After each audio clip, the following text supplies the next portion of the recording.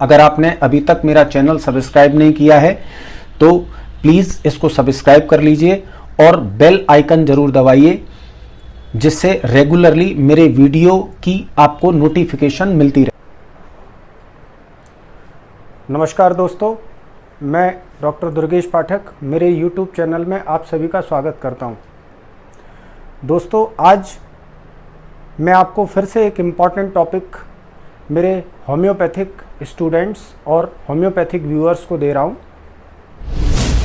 जिसका नाम है role of homeopathic pharmacy in homeopathic practice. Homeopathic pharmacy जो कि हम फर्स्ट ईयर में पढ़ते हैं, उस पर्टिकुलर सब्जेक्ट का होम्योपैथिक प्रैक्टिस पर क्या प्रभाव पड़ता है। होम्योपैथिक फार्मेसी फर्स्ट ईयर का एक सब्जेक्ट है जो कि हमको पास करना ज़रूरी है, ये तो सभी स्टूडेंट जानते हैं। पर हम होम्योपैथिक फार्मेसी क्यों पढ़ते हैं और होम्योपैथिक फार्मेसी की जो नॉलेज है वो हमको होम्योपैथिक प्रैक्टिस में कैसे मदद करती है, ये आज की वीडियो में आपको मिलने वाला है। तो दोस्तों, आइए हम स्टार्ट करते हैं role of homeopathic pharmacy in homeopathic practice.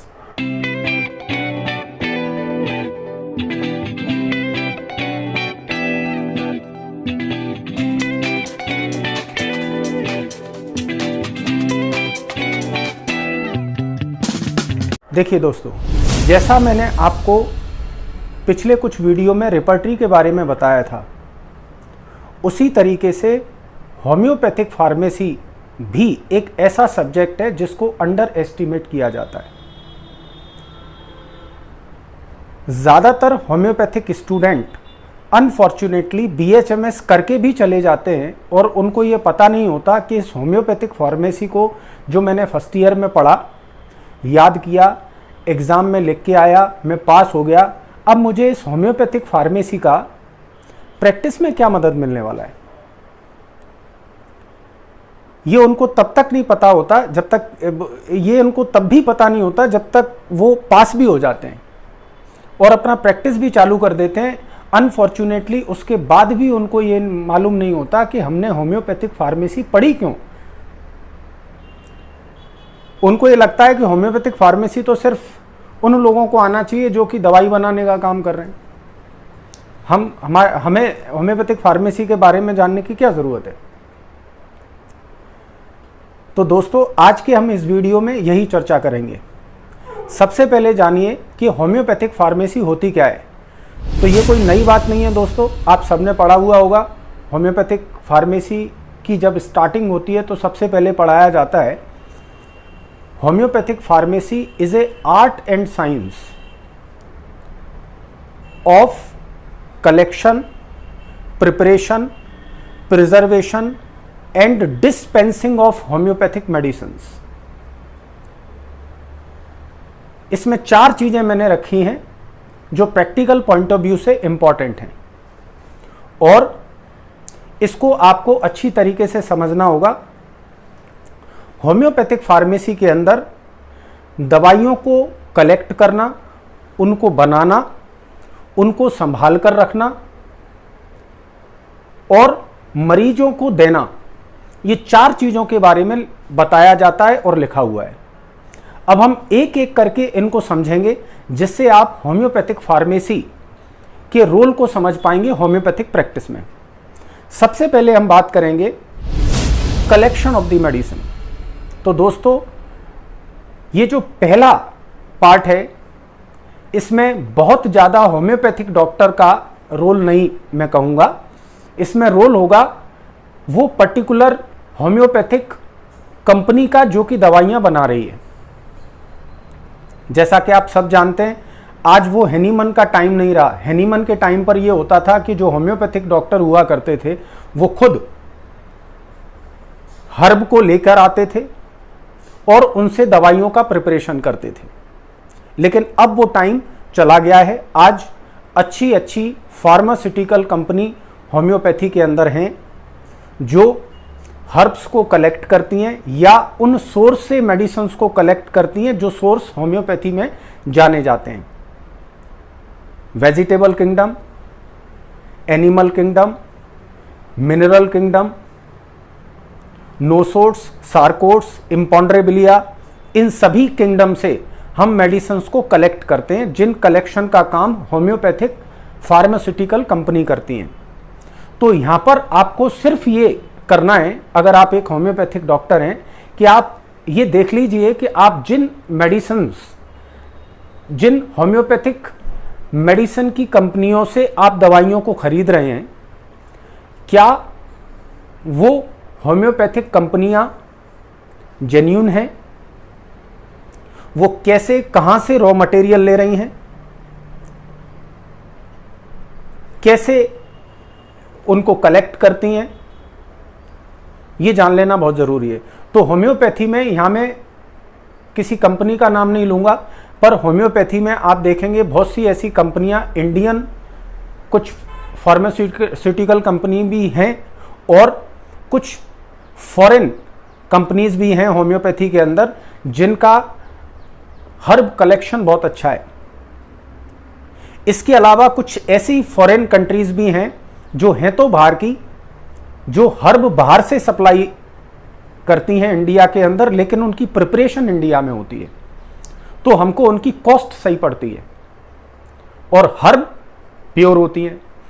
तो सबसे पहला आता है फार्मेसी के अंदर कलेक्शन ऑफ द मेडिसिन। तो इसके लिए आपको ये करना है, जैसा मैंने आपको बताया कि आप जब आप होम्योपैथिक प्रैक्टिस करते हो और आप जब दवाइयाँ खरीदते हो अपने मरीजों के लिए, तो थोड़ा सा ये ध्यान रहे कि आप ऐसी कंपनी की दवाइयाँ लीजिए जो जेन्युइन कंपनियाँ हों और अपने कलेक्शन ऑफ दी हर्ब के लिए जानी जाती हूं। इसके अलावा दूसरा पॉइंट आता है प्रिपरेशन ऑफ दी मेडिसिन। दोस्तों, ये जो पॉइंट है ये भी कहीं ना कहीं होम्योपैथिक फार्मास्यूटिकल कंपनी से ही रिलेटेड है। जिस प्रकार से एक अच्छी कंपनी अच्छी क्वालिटी की हर्ब को कलेक्ट करती है या फॉरेन से मंगाती है, उसी तरीके से होम्योपैथिक फार्माकोपिया के स्टैंडर्ड के अनुसार उनको बनाती भी है। होम्योपैथिक फार्माकोपिया के अंदर आप सब जानते हैं हमारी होम्योपैथी में फार्माकोपिया है, और इन होम्योपैथिक फार्माकोपिया में ये लिखा रहता है कि आपको एक पर्टिकुलर मेडिसिन कैसे बनानी है। Animal kingdom, mineral kingdom, vegetable kingdom, इन दवाइयों को कैसे प्रिपेयर करना है, कैसे आपको सेंटीसिमल स्केल की मेडिसिन बनानी है, कैसे 50 मिलीसिमल स्केल की मेडिसिन बनानी है, कैसे डेसिमल स्केल बनाना है, कैसे मदर टिंचर बनाना है, वो सारे स्टैंडर्ड, कौन से टाइप का एल्कोहल यूज करना है, कितना एल्कोहल यूज करना है, ये सारे स्टैंडर्ड हमारे होम्योपैथिक फार्माकोपिया के अंदर लिखे गए हैं। और उन सभी होम्योपैथिक फार्माकोपिया के अकॉर्डिंगली वो फार्मास्यूटिकल कंपनी उन दवाइयों का निर्माण करते हैं। मैंने बहुत सी कंपनियों का विजिट किया हुआ है।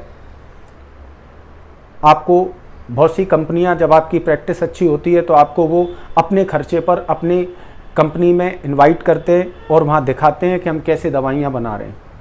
दोस्तों, ये बड़ा इम्पॉर्टेंट होता है। हमको ऐसी कंपनी के डाइल्यूशंस लेना चाहिए जो प्रिपरेशन ऑफ द मेडिसिन में अच्छी तरीके से फार्माकोपिया के स्टैंडर्ड को फॉलो करते हों।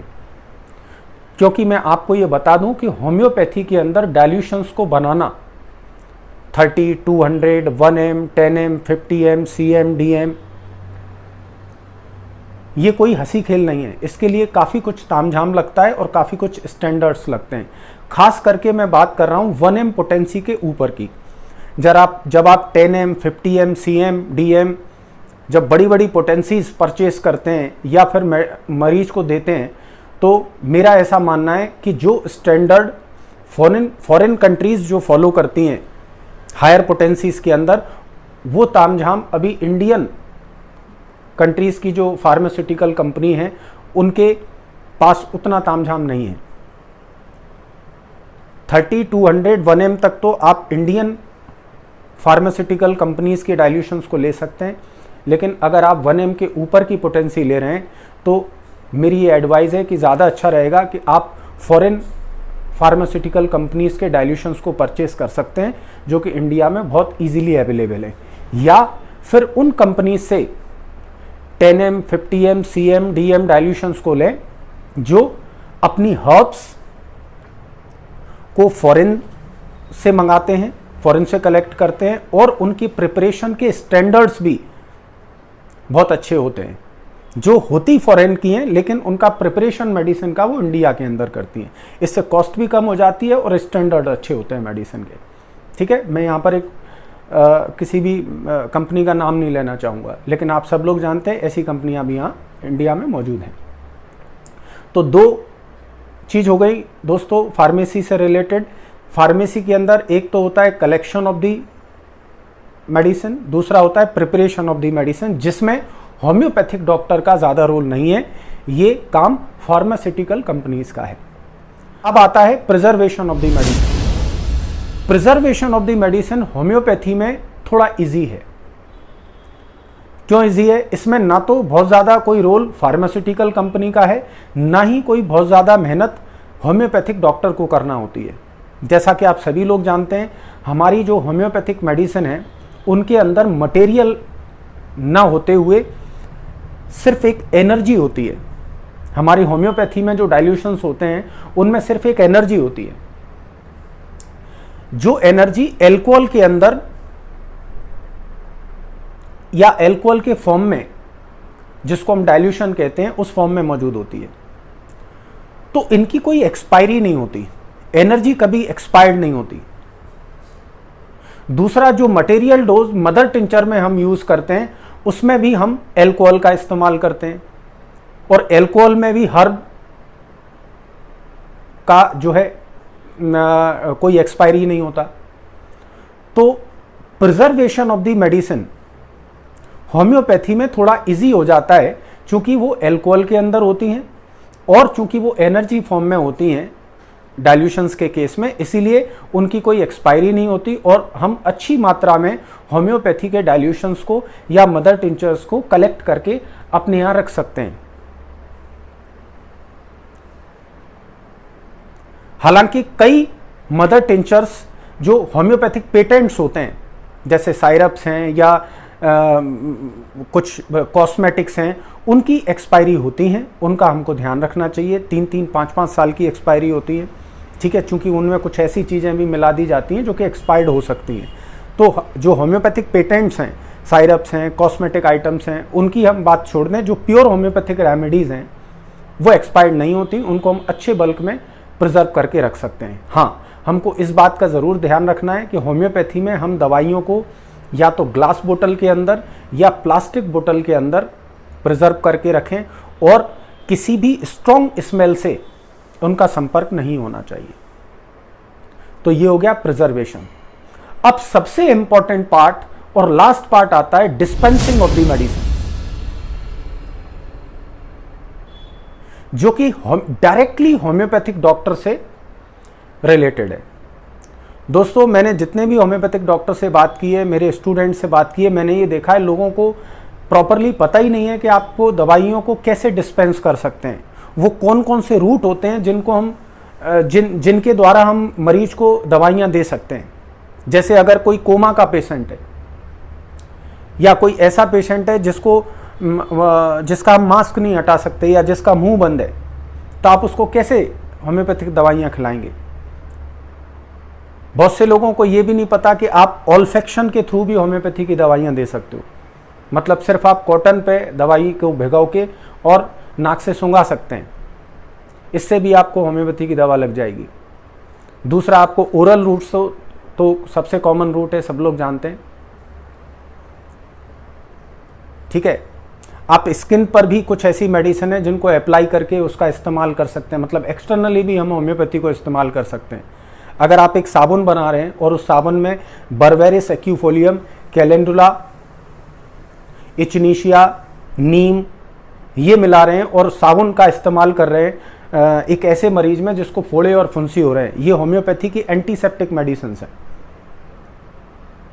तो दोस्तों, कई लोग आपसे ये बोलेंगे कि एक्सटर्नल एप्लीकेशन तो होम्योपैथी में दिए ही नहीं जाते। होम्योपैथी में तो डॉक्टर हैनीमन ने मना किया हुआ है कि आप साबुन और कॉस्मेटिक्स का इस्तेमाल नहीं करेंगे। ऐसा नहीं है दोस्तों, ऐसे लोगों ने या तो फार्मेसी पूरी पढ़ी नहीं है। फार्मेसी में ये साफ लिखा हुआ है कि आप एक्सटर्नल एजेंट्स का भी इस्तेमाल कर सकते हैं, but along with the internal homeopathic medicine.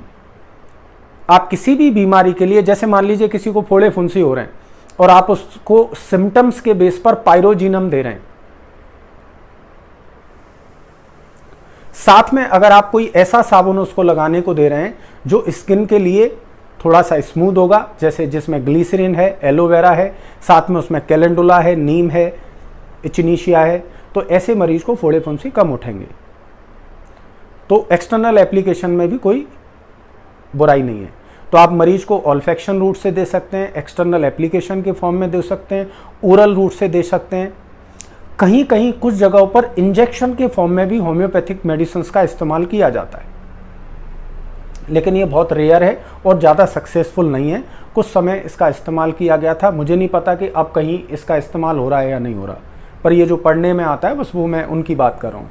ज़्यादातर इसका होम्योपैथी का इस्तेमाल 3 तरीके से किया जाता है। एक तो एक्सटर्नल एप्लीकेशन के फॉर्म में, ओरल एडमिनिस्ट्रेशन या ऑल्फेक्शन। जानवरों के अंदर भी आप होम्योपैथी का इस्तेमाल कर सकते हैं ऑल्फैक्टरी रूट से, क्योंकि उनका ऑल्फेक्शन इन कंपैरिजन टू ह्यूमन बहुत अच्छा होता है। इसलिए आप जो भी डाइल्यूशन जानवरों को देना चाहें, कॉटन पे भिगो के उनकी नाक के पास में रख दीजिए और 2 या 3 बार वो उसको सूंघेगा, ये देखने के लिए कि मुझे क्या खिला रहे हैं, और इतने में उसको मेडिसिन लग जाएगी। ठीक है, तो ये हो गए वो तरीके।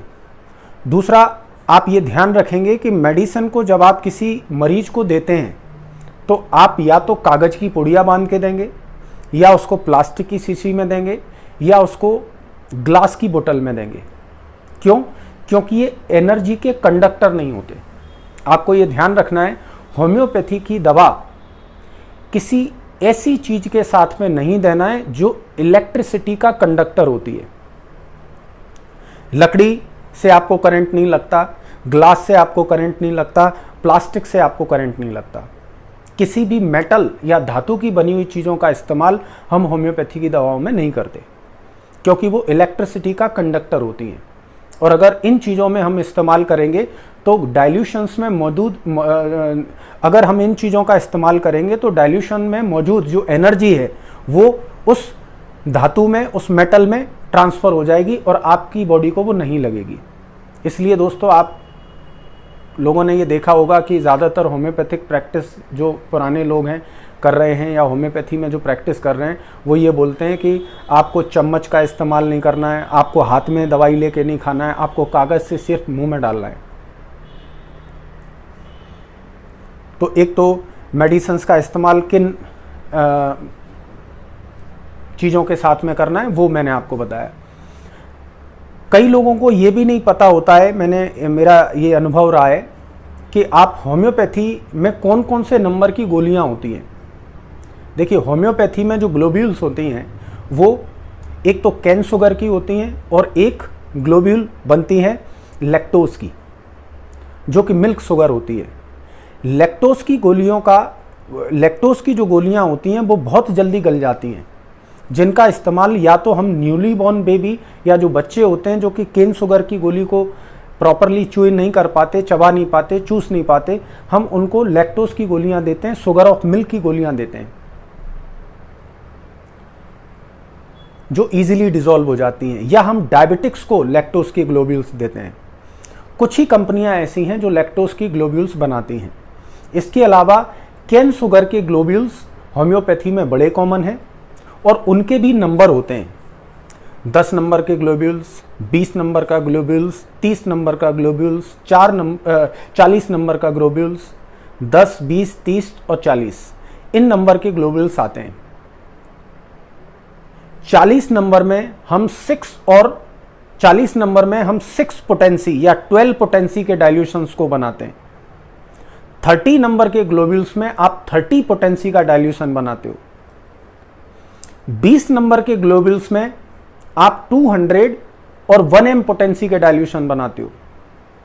और 10 नंबर की गोलियों में आप 10M, 50M, CM, DM जो हायर पोटेंसीज हैं उनको बनाते हैं। तो जितनी ज़्यादा पोटेंसी हाई होती जाएगी होम्योपैथी में, ग्लोब्यूल्स के साइज छोटे होते जाएंगे, और जितनी कम पोटेंसी होगी ग्लोब्यूल्स का साइज बड़ा होगा। ये एक होम्योपैथिक प्रिंसिपल है। आप जितनी हायर पोटेंसी देंगे आपको उसकी मात्रा कम देनी है, ठीक है। इसलिए हम ग्लोब्यूल्स का साइज छोटा या बड़ा करते हैं। इसके अलावा आपने ये देखा होगा कि वो जो 10 नंबर या 20 नंबर की जो गोलियां होती हैं जिनमें हायर पोटेंसी दी जाती हैं, आप देखोगे उनकी गोलियों का साइज बहुत बहुत छोटा होता है। तो मरीज जब उसको मुंह में डालता है तो उसको ऐसा एहसास ही नहीं होता कि उसने दवाई खाई है, और उसकी पुड़िया बांधना मुश्किल हो जाती है। तो हम क्या करते हैं, हम शुगर ऑफ मिल्क के पाउडर का इस्तेमाल करते हैं, जिसको हम कॉमन भाषा में सेक-लैक कहते हैं, सैक्रम लैक्टिस बोलते हैं, या लैक्टोज जो मिल्क शुगर पाउडर होता है।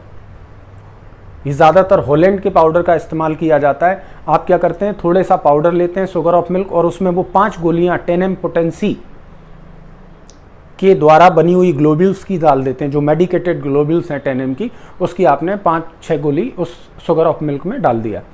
इससे क्या हुआ, इससे वो जो एनर्जी है वो शुगर ऑफ मिल्क में भी मिल गई, मतलब आपकी मेडिसिन का सरफेस एरिया बढ़ गया, आपके डोज का सरफेस एरिया बढ़ गया। तो जब आप उस मेडिसिन को मुंह में खाओगे तो वो आपकी जीभ के ज़्यादातर एरिया के नर्व्स को स्टिमुलेट करेगी। तो इसलिए हम शुगर ऑफ मिल्क का इस्तेमाल करते हैं। अगर कोई आपसे पूछे कि इस पाउडर का इस्तेमाल क्यों करते हो, इस पाउडर में तो कोई मेडिसिन नहीं है, तो पाउडर का इस्तेमाल हम किस लिए करते हैं, ग्लोब्यूल्स का सरफेस एरिया बढ़ाने के लिए, मेडिसिन का सरफेस एरिया बढ़ाने के लिए, जिससे एक टाइम पर कई नर्व एंडिंग स्टिमुलेट हो सकें, क्योंकि हमारी जो दवाइयां वो नर्व से काम कर रही हैं, ठीक है। इसके अलावा एक सबसे बड़ा सवाल ये उठता है कि होम्योपैथी की दवा जब मुंह से खाई जाती है तो आप सब लोगों ने देखा 2 घंटे पीछे कुछ नहीं खाना, 1 घंटे पीछे कुछ नहीं खाना, 1 घंटे पहले कुछ नहीं खाना, आधे घंटे पहले कुछ नहीं खाना। इसके अलावा एक सवाल बहुत मिलेगा आपको प्रैक्टिस के अंदर, जब आप प्रैक्टिस करते हो तो आपके यहाँ जितने भी मरीज आएंगे, हो सकता है वो अल्कोहल लेते हों, वो चाय बहुत पीते हों, हो सकता है वो गुटखा खाते हों, हो सकता है वो स्मोकर हों। तो एक बड़ी एक समस्या आती है, कई बार मरीज आके पूछता है साहब हम तो स्मोक करते हैं, हम तो गुटखा खाते हैं, तो हम फिर होम्योपैथिक दवाई तो खा ही नहीं पाएंगे, क्योंकि आपने कहा कि जब दवाई खाएंगे तब मुंह साफ होना चाहिए। तो क्या ऐसे हम लोगों को होम्योपैथी की दवा दे सकते हैं, और हमको खाने पीने से कितना गैप करना चाहिए, ये एक बड़ा कन्फ्यूज़न क्रिएट होता है। तो दोस्तों मैं आपको ये बता दूं, होम्योपैथी की दवा चूँकि मुंह और नाक में जो हमारी नर्व एंडिंग्स हैं उसके द्वारा काम कर रही हैं, तो आप सिर्फ मरीज को इतना कहिए कि वो सिर्फ उसी समय मुंह में दवाई को डाले जिस समय उसके मुंह में किसी चीज का स्वाद ना हो। जैसे आपने गुटखा खाया या आपने स्मोक करा, तो वो आपको हमेशा नहीं रहने वाला, 15 मिनट, 20 मिनट, आधा घंटे में आपके मुंह से उसका टेस्ट चला जाएगा, तब आप उस मेडिसिन को खा सकते हो। तो ऐसा नहीं है कि गुटखा खाने वाले, स्मोक करने वाले होम्योपैथिक मेडिसिन को ले नहीं सकते, लेकिन थोड़ा सा आप गैप बनाएं। अब वो गैप कितना होगा ये डिपेंड करता है कि आपके मुंह में बस उस चीज़ का स्वाद नहीं होना चाहिए। जब तक आपको सिगरेट, गुटखा, टूथब्रश इनका स्वाद मुंह में रहे तब तक आप दवाई न लें। जब स्वाद न रहे आप उस दवाई का इस्तेमाल कर सकते हैं, ठीक है। तो ये एक इंपॉर्टेंट बात है।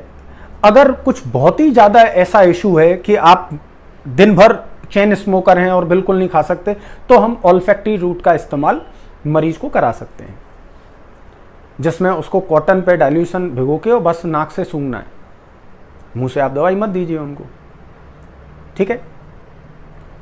तो कई तरीके हैं जिनसे आप होम्योपैथी में मरीज को दवाइयों को डिस्पेंस कर सकते हैं या दे सकते हैं, जो तरीके होम्योपैथिक फार्मेसी से ही आपको मालूम पड़ते हैं। उस मेडिसिन को जब जो एब्रीविएशंस भी आपको होम्योपैथिक फार्मेसी में ही पढ़ाए जाते हैं, है ना, जैसे दिन में 1 बार देना है तो ओडी, दिन में 2 बार देना है तो बीडी, दिन में 3 बार देना है तो टीडीएस, दिन में 4 बार देना है तो क्यूआईडी। ज़रूरत पड़ने पे देना है तो SOS, है ना, और भी बहुत से एब्रीविएशंस होते हैं जो कि सबको मालूम है आपको, ठीक है।